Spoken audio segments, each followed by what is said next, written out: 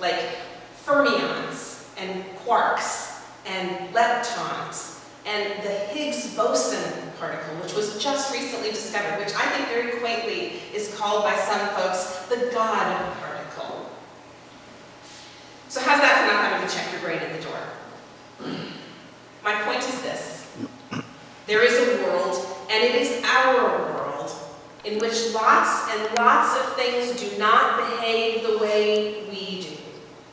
And they don't seem to follow the same physical laws that we believe are so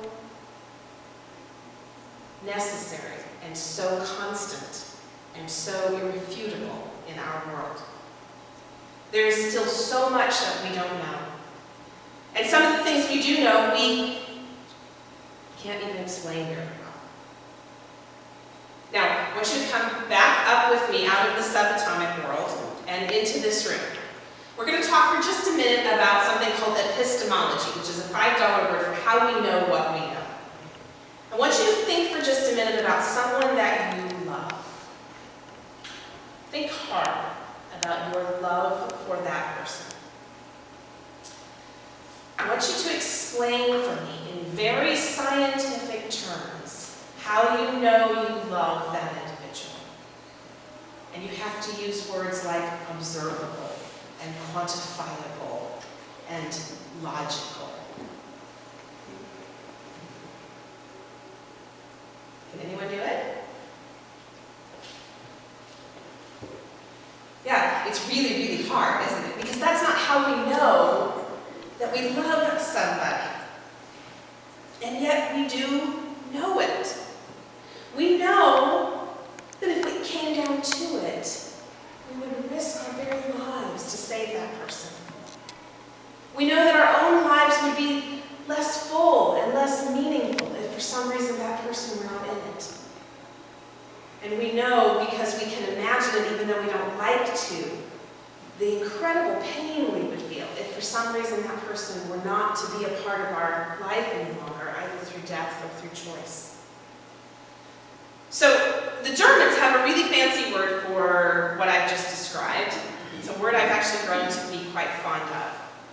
It's called Grenzbegrifflich. Everybody say it with me now. Grenzbegrifflich. Isn't that a great word? It's just even fun to say. It's easy to explain. It means all the things that we know are real, but we cannot explain scientifically. Grenzbegrifflich. I dare you to use it in a sentence this week. So I imagine you sitting there thinking to yourself, because we all have these little conversations with ourselves, what does any of this have to do with an empty tube? And I'm so glad you asked.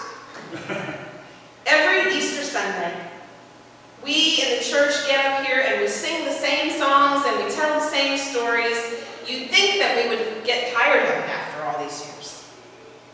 We ponder the kind of salvation that comes to us, not from a doctor or a therapist or a mechanic or a college professor or a computer geek or even a scientist.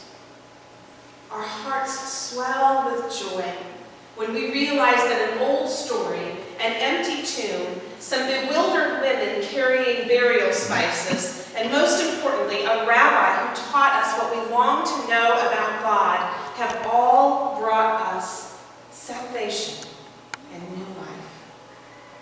And not just any life, but a life whose defining feature is nothing short of love.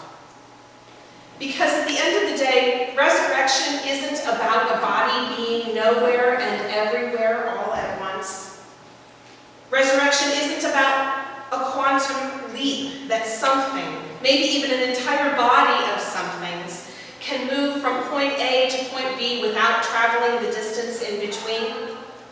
Even though all of that might help explain scientifically the concept of resurrection, the experience of resurrection, we know that that's not the point.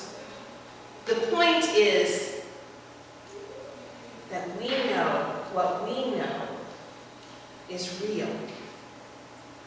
It is the Grenzbegrifflich of our very souls. We don't care how you explain it because it isn't about explanations. It's about love. Heart-erupting, joy-inducing, life-sustaining, grace-bearing, light-bringing, service-motivating, self-sacrificing, neighbor-helping, soul-illuminating love. That's what it's about. And here's something else to blow your mind, which I hope you didn't check at the door. The resurrection of Jesus Christ did not happen 1,980 years ago. The resurrection of Jesus Christ might have started 1,980 years ago, but it certainly didn't finish then. It isn't finished even now. We are resurrecting Jesus in this very moment, and we will continue to resurrect Jesus for the rest of this Easter day, and for the rest of this week, and for the weeks that follow that. Now, I can't explain to you all the paths that resurrection will travel.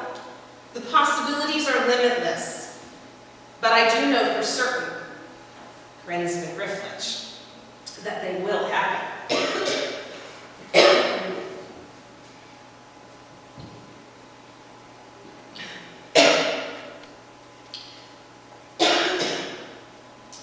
Here are some examples. Next Friday afternoon, around 3 p.m., about 100 children at my local elementary school will run and laugh and push and jostle and bump their way into a hallway where a door will open, and a woman will hand out backpacks to each of those kids to take home. Backpacks stuffed with food packed by the loving hands of harvesters, volunteers, so that those kids will not suffer the pains of hunger over the weekend and home with no food. And just like that, Jesus will walk out of the tomb. And next Tuesday, a woman will lie in her bed with her family all around her. A door will open and a hospice nurse will come through carrying medication that will ease her transition into new life. And her family will pray with her and sing to her and tell stories of her life until the last breath leaves her body and she becomes something else. And just like that, Jesus will walk out of the tomb. And the next weekend, a homeless man will wander into a house of God, be it mosque or church or synagogue, and someone will walk up to him with a warm smile and a gentle handshake. And together, they will walk through the doors into that space of worship, and they will sit together side by side, and they will sing, and they will pray, and they will speak holy words of God together. And no one will ever make the man feel like he is less because of the clothes that he is wearing. And just like that, Jesus will walk out of the tomb. These are the things of which resurrection is made. They are atomic and subatomic. They are explainable and they are not. They are real. They are Grenz McGrifflich. They are love. Thanks be to God.